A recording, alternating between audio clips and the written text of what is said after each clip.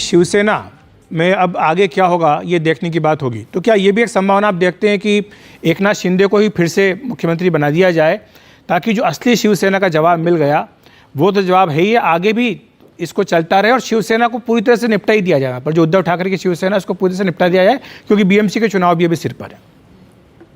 वो एक मार्ग है।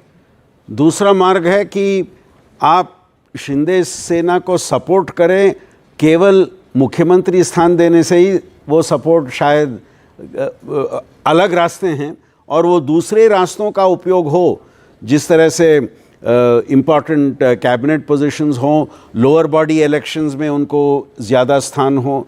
सो एक ही फैक्टर से आप शिंदे फैक्शन को स्ट्रेंथन करेंगे, मुख्यमंत्री केवल बना के आप स्ट्रेंथन करेंगे, वो शायद एक तरफा एक एनालिसिस होगा। उसके साथ अलग अलग स्ट्रैटेजीज़ भी हो सकती हैं इस अलायंस को स्ट्रेंथन करने के लिए, शिंदे फैक्शन को स्ट्रेंथन करने के लिए, और उसका भी उपयोग आप शायद आने वाले दिनों में देखेंगे। जी, विजय शर्मा जी हमारे साथ जुड़े हुए हैं, भाजपा के प्रवक्ता हैं। विजय शर्मा जी, मेरा सवाल यही होगा आपसे कि शिंदे मराठा लीडर हैं और शायद उनको हटा करके एक ब्राह्मण को लाना शायद भाजपा के लिए भी एक कैश 22 हो सकता है, लेकिन ये जो मैंडेट है उसके बेसिस पर कैसे भाजपा ये बोलेगी नहीं अपने कार्यकर्ताओं को कि इसी का जवाब आप दे दीजिए राजकिशोर जी। चलिए मुझसे अच्छा ठीक है। नहीं, मैं तो थोड़ा सा सुस्त पड़ गया था, काफ़ी देर से आया नहीं ना आप लोग। खैर, चाय मंगाएंगे आपके लिए, कोई बात नहीं। लेकिन मैं बस ये कह रहा था कि देखिए, जो बात आप कह रहे हैं कि इसका जवाब मुझे नहीं लगता कि इस तरीके से देने की ज़रूरत है। फिर मैं कह रहा हूँ कि जनता का अगर मैंडेट आया है आपके पक्ष में, उसको फिर से किसी की गोद में डाल देना ये कोई मतलब बुद्धिमानी नहीं होगी, किसी भी तरीके से नहीं होगी। और जो बात प्रोफेसर साहब कह रहे थे, मैं उससे बिल्कुल समर्थन में हूँ, उसके पूरे समर्थन में हूँ कि जिस तरीके से भाई बीएमसी का चुनाव आ रहा है वहाँ पर उनको खड़ा कर दें। और सवाल है कि अब जो उद्धव ठाकरे के साथ जो लोग हैं वो कहाँ जाएंगे?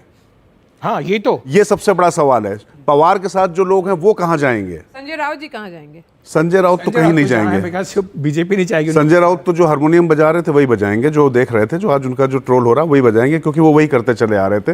लेकिन मुझे लगता है कि उद्धव ठाकरे की बर्बादी में संजय राउत का जितना योगदान है शायद किसी और नेता का नहीं है। जितना उन्होंने उनका वो मजाक उड़वाया, उन्होंने बढ़वाया। लेकिन मुझे लगता है कि शिंदे गुट के साथ में उद्धव ठाकरे गुट के और लोग भी अगर आ जाते हैं और उनका नेतृत्व स्वीकार कर लेते हैं तो निश्चित तौर पर यह बात बन सकती है। या फिर उद्धव ठाकरे को, ये वही बात जो मैंने प्रोफेसर शास्त्री से पूछा था कि बीजेपी चाहेगी कि ये पूरी तरह से ही शिवसेना जो है अब एकनाथ शिंदे के हाथ में चला जाए, पूरा कार्यकर्ता सब कुछ काट। विजय चौरमारे जी भी वरिष्ठ पत्रकार हमारे साथ बने हुए हैं। विजय जी, यही प्रश्न आपसे भी पूछूंगा कि आपके हिसाब से अब आगे क्या होगा, क्योंकि चुनाव परिणाम जो आए हैं किस लिए आए सबके तो बहुत चर्चा हो चुकी है, लेकिन अब प्रश्न यही है कि अब आगे क्या होगा, मुख्यमंत्री कौन होगा, और आपके हिसाब से क्या ये संभव है कि बीजेपी एक बार फिर से शिंदे को ही मुख्यमंत्री बनाए?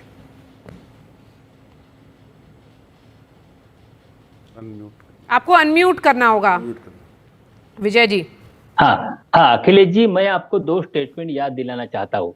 कुछ महीने पहले बीजेपी के वर्कर्स का एक कुछ चिंतन शिविर वगैरह हुआ था। उसमें चंद्रकांत दादा पाटिल जो बीजेपी के पूर्व प्रेसिडेंट थे प्रदेश के, उन्होंने कहा था कि हमने दिल पर पत्थर रखकर एकनाथ शिंदे जी को चीफ मिनिस्टर बनाया है, हमारे कार्यकर्ताओं को वो मंजूर नहीं है, फिर भी हमने बनाया है।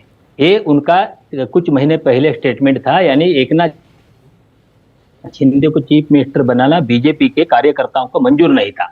इस चुनाव के दरमियान मैंने आशीष शेलार जो बीजेपी के मुंबई के प्रमुख है, उनसे यही इंटरव्यू में सवाल पूछा था कि ऐसा आपके लोगों के मन में यही भावना है क्या कि आपने दिल पे पत्थर रख के बनाया है? तब उन्होंने कहा था कि शिंदे जी एक आइडियोलॉजी लेकर हमारे साथ आए थे और उनके आने से सरकार बनी थी, इसलिए उन्होंने बनाया। फिर मैंने पूछा था उन्हें कि अगर इस चुनाव के बाद भी बीजेपी बड़ी पार्टी उड़ भर के आएगी तब भी आप दिल पर पत्थर रखे बीजेपी कुछ निर्णय ले सकेगी क्या? तो उन्होंने कहा था ये निर्णय पार्टी हाईकमांड करेगी, जो पार्टी निर्णय लेगी हम उसके साथ रहेंगे। मुझे लगता नहीं बीजेपी इस बार चीफ मिनिस्टर पद के लिए शिंदे को किसी और पार्टी के लिए नेता को आगे करेगी। चीफ मिनिस्टर इस बार बीजेपी का रहेगा। देवेंद्र फडणवीस का नाम इसमें सबसे आगे है, आगे रहेगा। मगर देखना पड़े, हमने कुछ महीने पहले राजस्थान और एमपी का अनुभव देखा है।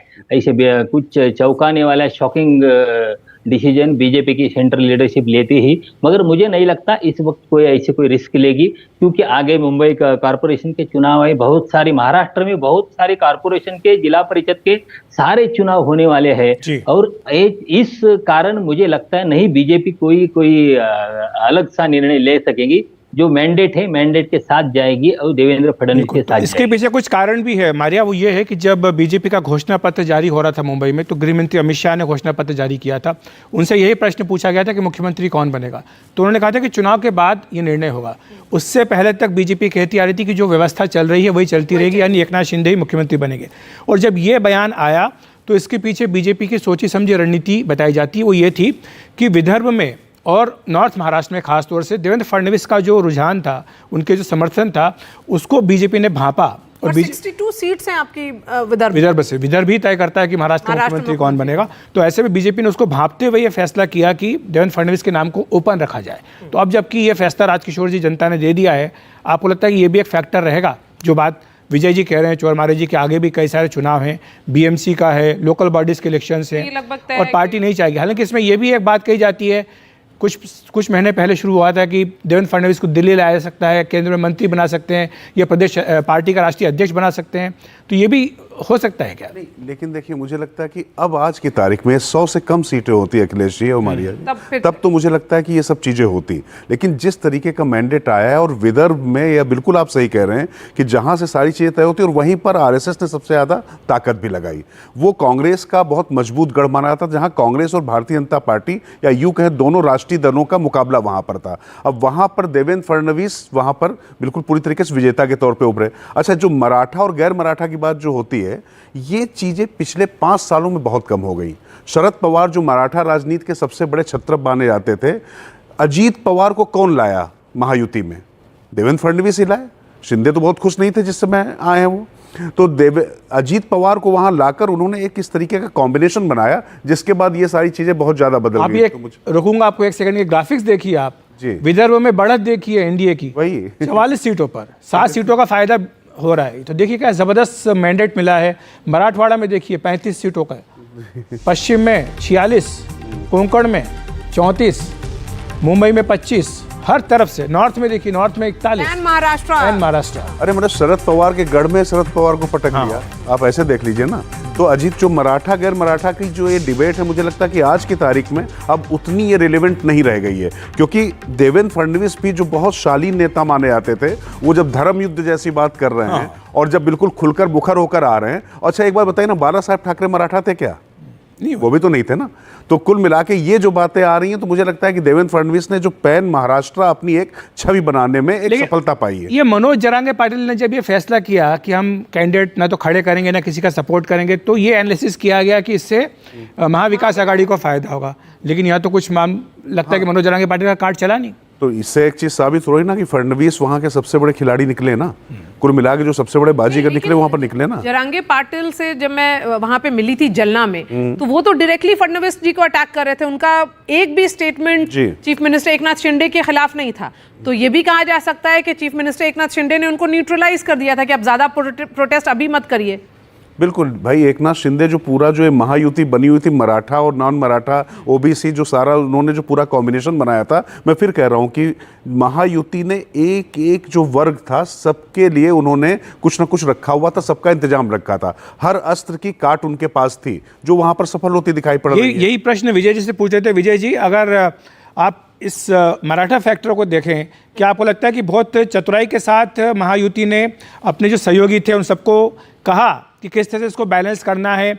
शिंदे जी को बोल दिया कि आप मराठा वोटर्स को आप एड्रेस कीजिए, अजित पवार को बोल दिया कि आप मराठा वोटर्स को एड्रेस कीजिए, और बीजेपी मराठा के साथ साथ ओबीसी फैक्टर को भी एड्रेस करती रही।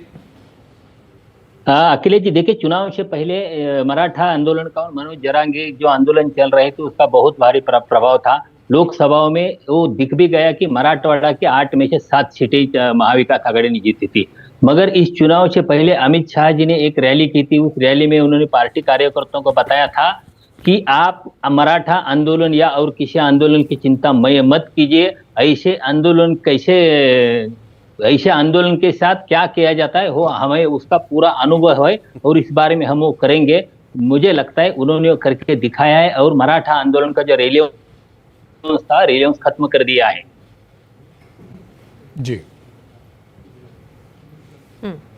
तो अगर मराठा आंदोलन अब सिग्निफिकेंट नहीं रहा या मराठा रिजर्वेशन इशू नहीं रहा, तो क्या ये तय माना जाए कि देवेंद्र फडणवीस, जिनको पूरे संघ की बैकिंग है, आरएसएस की बैकिंग है, क्योंकि वो चुनाव भी नागपुर से ही लड़ते हैं, तो उनका जो कॉन्स्टिट्यूएंसी है, तो कुछ घंटों में ये क्लियर हो जाएगी पिक्चर या अभी ये लंबा खींचा जाएगा? आप अपना सब लोग असेसमेंट बताइए। नहीं, इसमें एक तो आरएसएस की जो आपने बात कही है, तो लोकसभा चुनाव में और विधानसभा चुनाव में ये बड़ा परिवर्तन आया।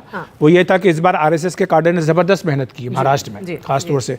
झारखंड में हालांकि जो परिणाम आया वो जाहिर सी बात है कि उससे आरएसएस भी और बीजेपी भी निराश होंगे, लेकिन महाराष्ट्र में जरूर मेहनत की है जबरदस्त ढंग से, और इसका असर आप सीधे तौर पर जो परिणाम आ रहे हैं इस पर आप देख सकते हैं। तो मुझे लगता है प्रोफेसर शास्त्री यही एक बड़ा कारण रहा है जिसके चलते ये एक नतीजा देखने में आ रहा है कि आरएसएस के वर्कर्स का जो मोबिलाइजेशन किया गया उसका भी एक असर है। छोटी छोटी टोली बना करके आरएसएस ने अपना कॉर्नर मीटिंग्स करके लोकसभा के चुनाव के बाद आप देखिए हरियाणा में और अभी महाराष्ट्र में आरएसएस वर्कर्स का एक पात्र और उनका एक कैंपेन में भाग लेना आप दोनों इलेक्शंस में देखते हैं, और उसका परिणाम आप महाराष्ट्र में स्पष्ट देख रहे हैं। और महाराष्ट्र तो बहुत ही इम्पॉर्टेंट था क्योंकि आरएसएस का हेडक्वार्टर्स इसी राज्य में है, तो इसी राज्य में आपने अच्छा नहीं किया तो वो प्रॉब्लम हो जाता। So very clearly BJP campaign में उनका प्रमुख पात्र रहा है और इस विक्ट्री में एक मेन फैक्टर भी है इसमें। बट जो आपने मराठा विषय उठाया और जरंगे पाटिल का विड्रॉल का विषय उठाया, अक्टूबर में जब हमने एक समीक्षा किया, popular support for their electoral participation उतना स्ट्रांग नहीं था, इलेक्टरली उतना स्ट्रांग दिख नहीं रहे थे। तो शायद उनका असेसमेंट में भी ये था कि अगर हम इलेक्शंस में जाएं और अच्छा नहीं करें तो हमारा फ्यूचर काफ़ी ब्लीक हो सकता है। तो शायद हम विड्रॉ करके अलग अलग ग्रुप्स को सपोर्ट करें तो हमारा एडवांटेज भी रहेगा। सो शायद वो स्ट्रैटेजी से उन्होंने विड्रॉ किया।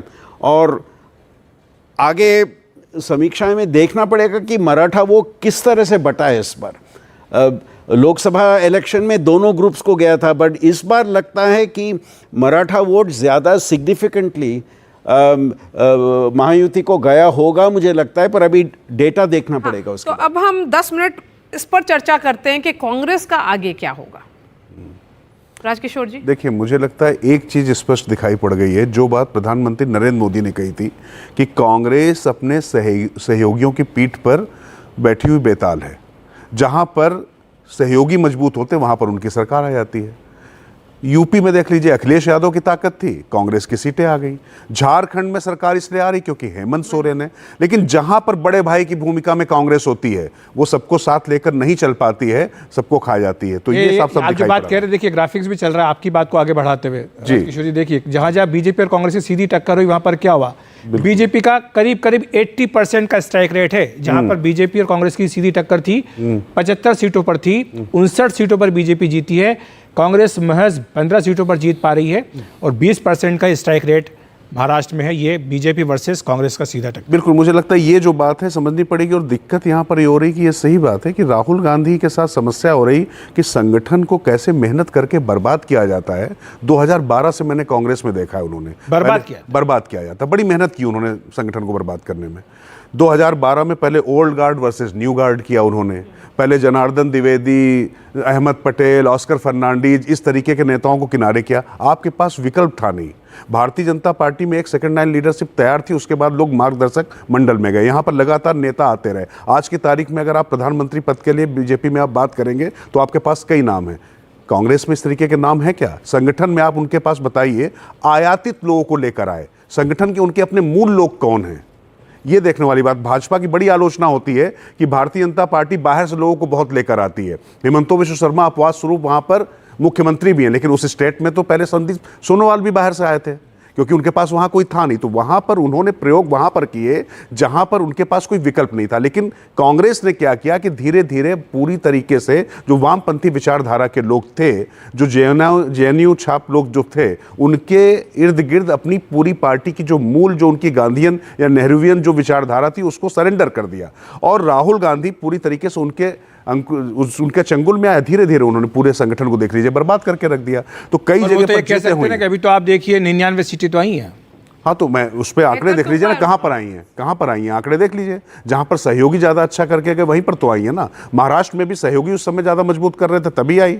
तो महाराष्ट्र में जब उनको कुछ करके दिखाना था, जहाँ पर उनको साबित करना था, वहाँ पर वो नहीं कहीं कर पाई है। तो आप मैं ये कह रहा हूँ कहेंगे कि जो कॉन्स्टिट्यूशन खतरे में है वो अब नहीं चलेगा, संविधान जो खतरे narrative में, चला वो अब था, हाँ। नैरेटिव नहीं चलेगा। ओटीपी होता है, वन टाइम पासवर्ड है।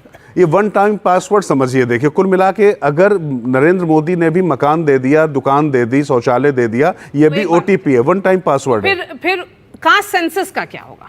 कास्ट सेंसस में तो बहुत सारे पार्टीज ने रैली किया था इस पर, इस मुद्दे नहीं, पर। निश्चित तौर पर जब जाति जनगणना की वो बात कर रहे हैं तो अभी तक तो सवाल उनको भी तमाम देने पड़ेंगे कि पहले नेहरू गलत थे, कि इंदिरा गांधी गलत थी, कि राजीव गांधी गलत थे। तो ये सब चीजें तो बतलानी पड़ेगी ना, पहले बताना पड़ेगा ना कौन गलत था। हाँ, हमारे साथ जुड़े हुए हैं प्रवक्ता हैं कांग्रेस के दीपक जी। बहुत सारे सवाल और टिप्पणियां कर दी गई हैं कांग्रेस के ऊपर, आपका जवाब?